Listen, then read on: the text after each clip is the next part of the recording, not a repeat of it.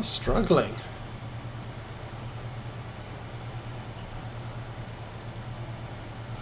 Like I said before, the hills on this are a very tough proposition for most vehicles. Even our semi-truck struggles.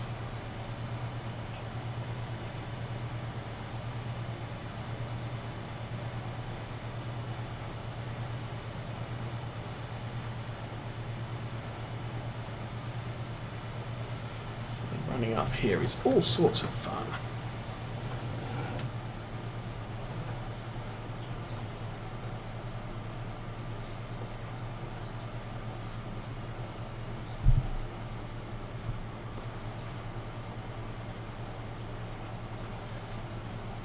Oh, that's right. Yeah, I did a loop of the island, so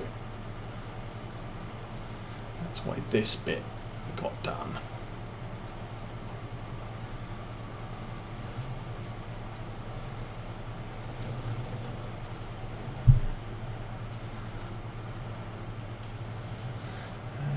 I said I probably wouldn't. I still miss the triangle there that I'd missed before.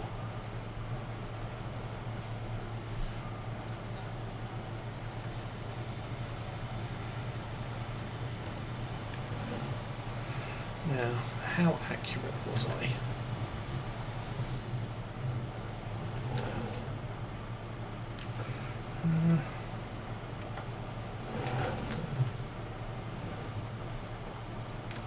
That's pretty good if I hold the line.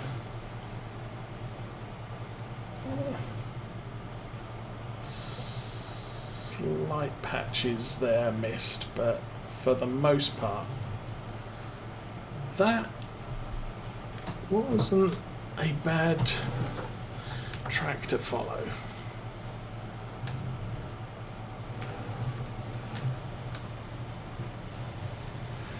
Do that bit. Get to run up the hill a little ways.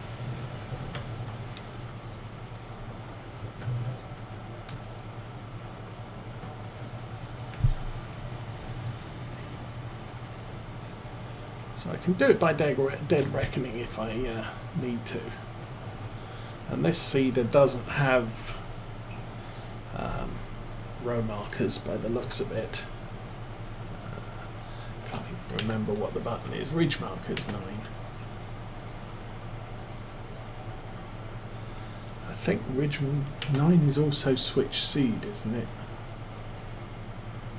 Oh no, I can't. Switch seed doesn't work because I'm using specific seeds. Oh, it does have row marker. Whoa, whoa, whoa, don't do the row markers. So that's the alternate way of doing this, of course, is you just run the row markers out and then follow them. With the wider the piece of equipment, the easier it is to use the row markers.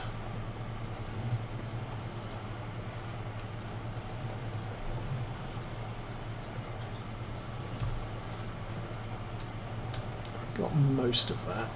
Now, the reason I did this is because there's that little patch in the bottom left over here that we hadn't done yet.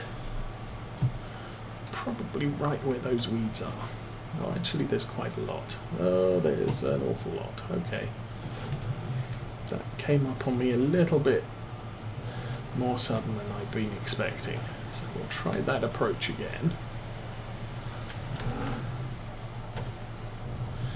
I thought the patch I wanted to do started where the weeds were. Truth be told, it starts over here.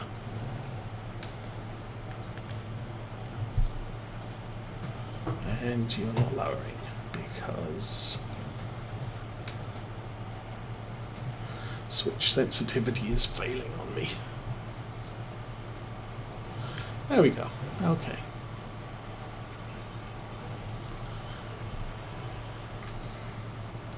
So I'll finish off this little corner. And then we can run over to the other side of the field, finish that off. Probably do headlands over in field 1. And then maybe go check on the Challenger. See how he's getting on.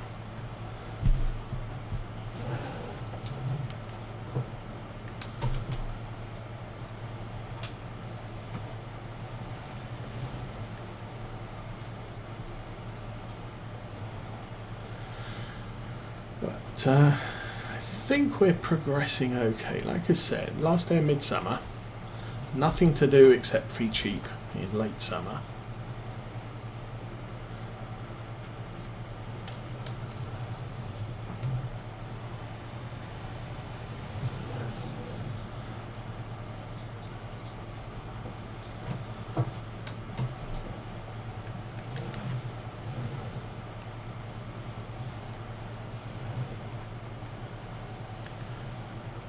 I don't know how many sheep we sold last year, but we started with 500. So we should easily fill the 2 fields with 250 adult sheep in. I don't think the youngling pen up by the yard is going to breed any this year. But the amount of excess... Well, think about it. No. We might end up with 1,400. Maybe a few more, I'm not sure.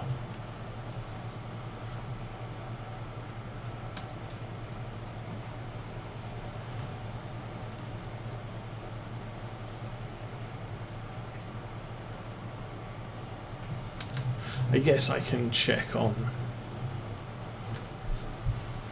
We're not going to be checking on anything until late fall.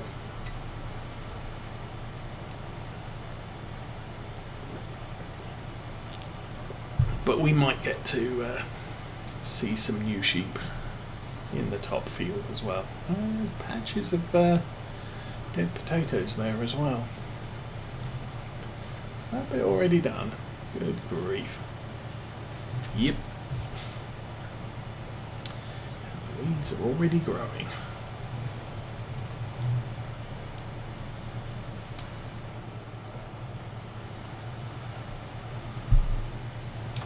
Oh, that's as far as we got.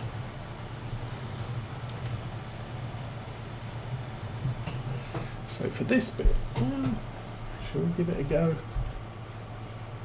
Actually, that looks cool. So... auto steer on, we are following the line.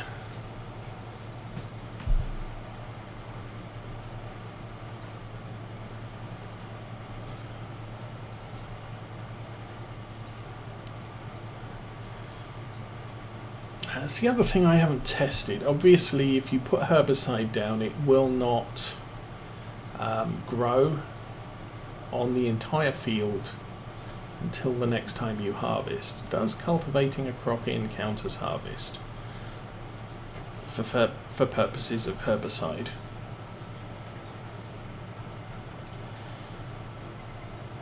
Because if it does, then it may not be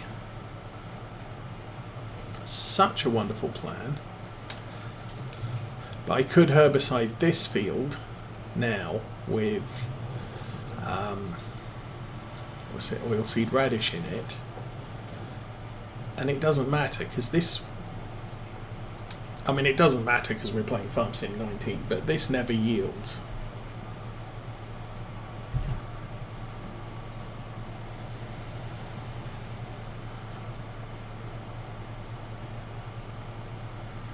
But typically, I don't worry too much. I mean, I'm really worried about herbiciding a field when the weeds get really bad, and I would say at the moment, you know, there's a patch there, there's a patch there. You take a 15% yield penalty in those tiny little blocks, so I don't really need to worry too much. Where I'm worrying is 90% of my my field is covered in weeds, and so that is going to trash my yield for the entire field, or 90% of it.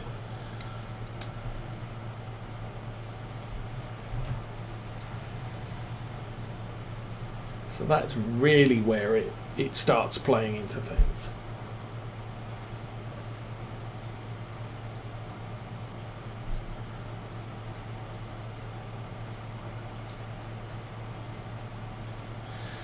Can't remember if I still have the grass field harrow. I mean, it doesn't fix weeds per se, but it deals with them temporarily. It's designed for, I think it's designed primarily for grass.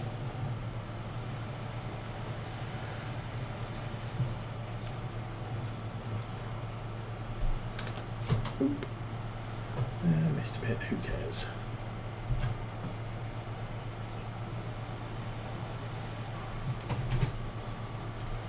So for example, let's run over to weeders. Yeah, this little thing, 1500. It's got what is it? Tiny little working width, but it's really useful for spot hitting weeds, especially when the field is at this level of growth. So we could run out with that, pull up the weeds that we can see, and then potentially not have to worry about them. But normally what you'd do is you'd use that on a grass field.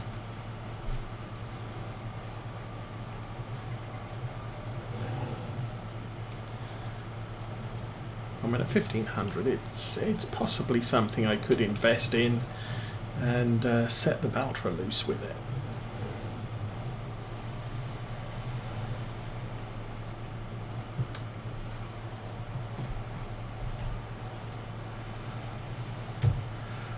Okay, this looks pretty much like one more pass and we're done. Not even. I'm not even going to bother with the GPS for this last bit. Oh, can I make the turn without pranging a tree? Yes.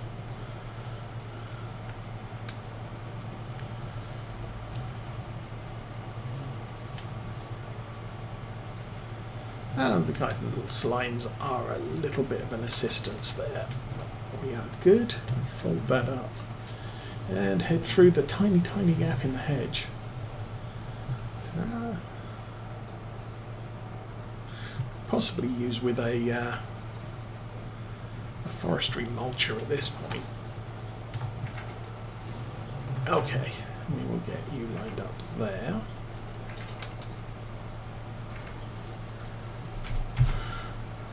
And since, as I said last time, since we've already set the GPS path up, in general we're running exactly the same course. I'm okay with just using it as is. I don't have to plot a new one. Now sometimes, obviously, if I suddenly decide that I need to be running a field on a 120 angle or something like that, then I do need to replot it, but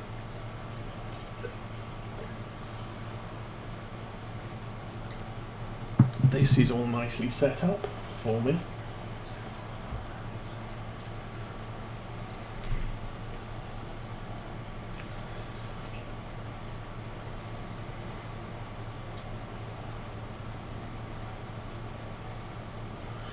I think I said last time I was running this version of guidance steering. The GPS we had in 17, you used to be able to cross the rows. So, mode off. Alright, you can turn headland mode on and it will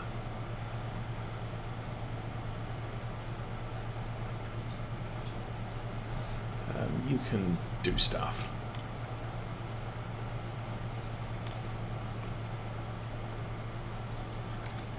But yeah, yeah, with the old FarmSim 17 GPS, if I alt right arrow, it would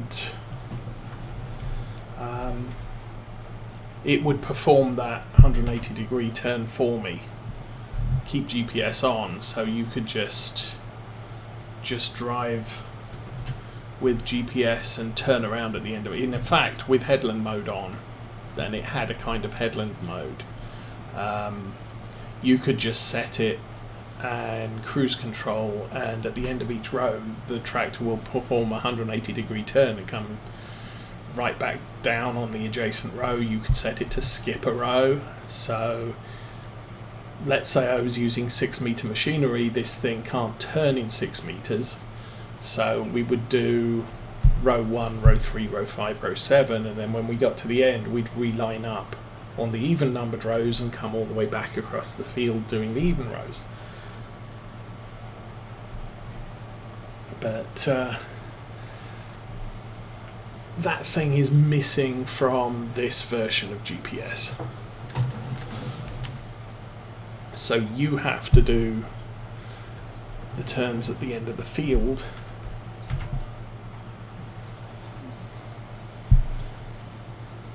but guidance steering will handle the straight lines.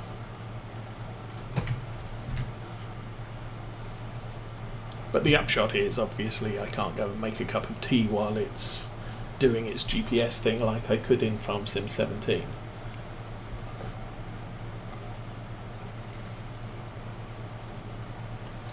I have to hire a worker for that. It's entirely possible, since I've got the little GPS building that came with Precision Farming, that the worker is actually following something more akin to what we've set up with GPS. Like I was saying, without that building, a normal worker in Farming Simulator tends to run quite a big overlap on adjacent rows. But that's significantly less so with precision farming, and the GPS building's the little building I've got where I keep all my silage bales in the bottom yard. It just makes workers, I think the text says it makes workers work more efficiently. So it might improve their turnaround at the end of the field, but I think for the most part it improves the amount of overlap they do on each pass.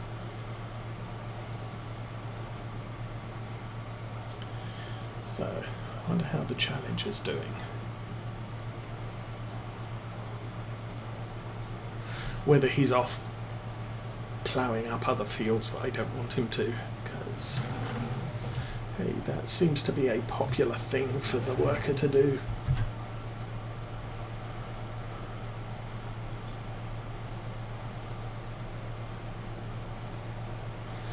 Okay, we're now getting to the bottleneck on this edge of the field.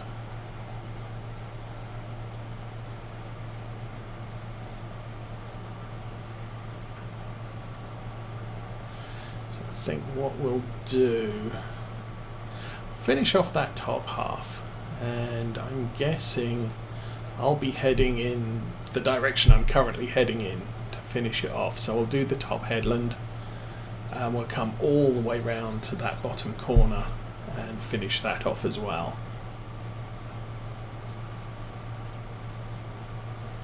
Maybe not, I don't know. It's difficult to judge. Still, we'll swing this turn. There's a tiny bit there that we're not going to do. But to finish this line off, I have to go quite a significant way down the field. So, I guess we'll do the bottom corner now.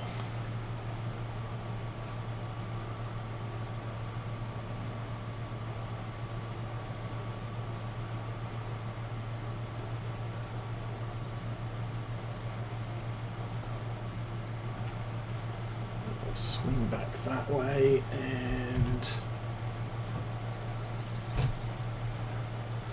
GPS back on, and we'll finish up the rows as best we can.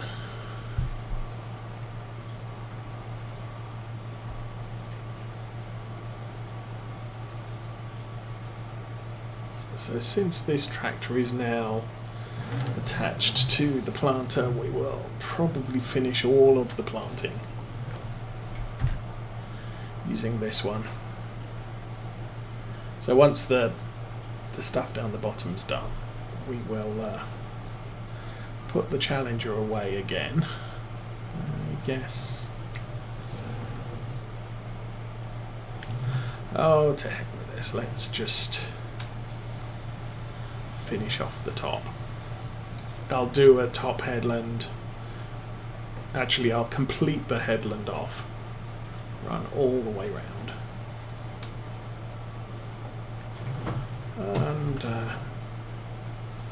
try not to lose control while we're doing it. So might have missed a tiny bit there.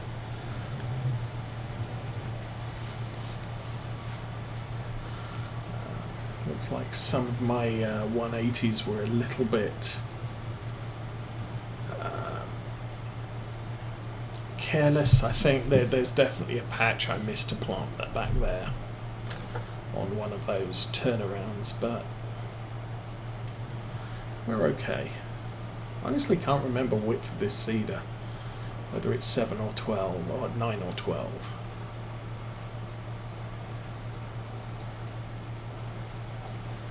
I'd normally use the Lemkin, the big blue, what's it, Solitaire 12, which is a nice 12 metre seeder.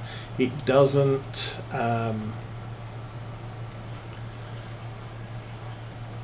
cultivate, so it's not a direct seeder, should I say. So you have to cultivate before you use it. But it's quite a handy piece of kit, because it won't go off seeding places you don't want seeded if you leave it on a worker. But we use that all through 17 on Lawfolds, and I think I used it at the beginning of this one because it's the only seeder I found that I really liked. It was a good working width, and it wasn't until, is this the Cavernaland? Yeah, it wasn't until the Cavernaland DLC came out that we got this one, and at that point it's said, right, I need to get the Cavernaland because quite frankly we've done more than enough work with the Lemkin and it's time for a bit of a change. Okay, so out here.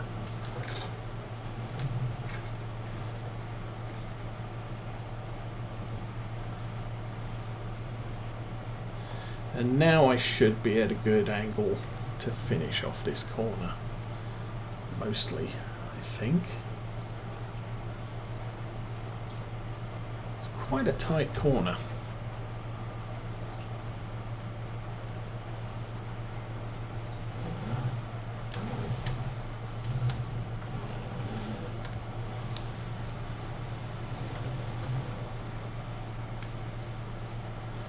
And then finishing off this triangle.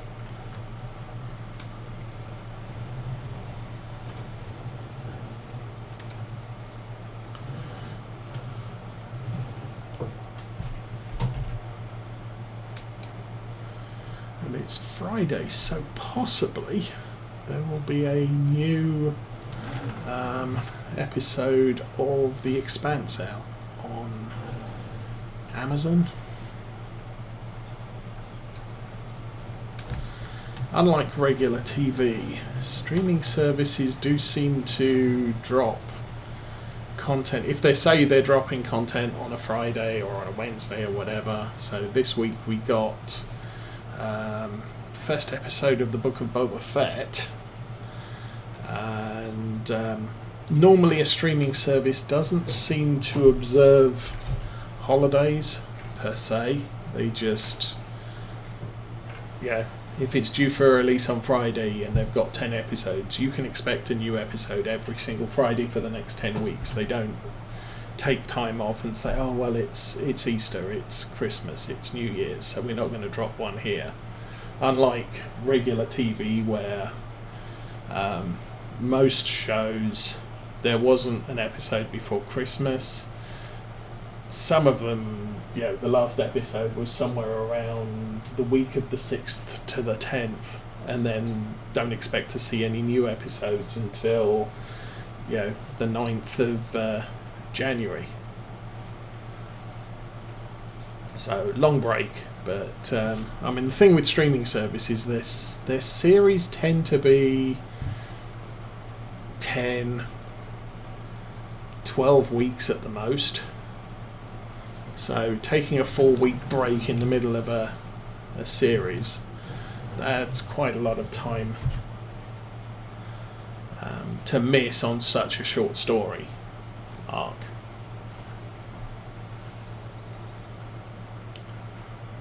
In past years, I've usually, okay, they're dropping every Friday, forget this, we'll wait until all of them have dropped and then watch this. What I did with Foundation. I don't routinely subscribe to Apple TV, so I waited until the very last episode had dropped, and then since I've never subscribed to Apple TV, I just took out the free week, cancelled it immediately, and binge watched the entire series. So when season 2 comes out, I'm going to have to pay for it, and since it's a month subscription, I will have the service for 1 month, and I'll just have to figure out what else they have that I might want to take advantage of. I think on the whole, Foundation was a good series. It's not an easy series to make for TV. And the reason being is because it's effectively short stories. Obviously, the start is the formation of the Foundation and the events that led up to it, and then their first crisis is about 30 years later, so they're still the same people but older, 30 years older. But after that, you're really looking at the crises that affect the Foundation, and they're hundreds of years apart. So nobody in the first crisis is going to be alive for the second one. Nobody in the second one is going to be alive for the third one. So you're introducing new characters into what is effectively a series of short stories. And I think it's not until Foundation and Empire when try not to break it too much, something unexpected happens, and pretty much most of Foundation and Empire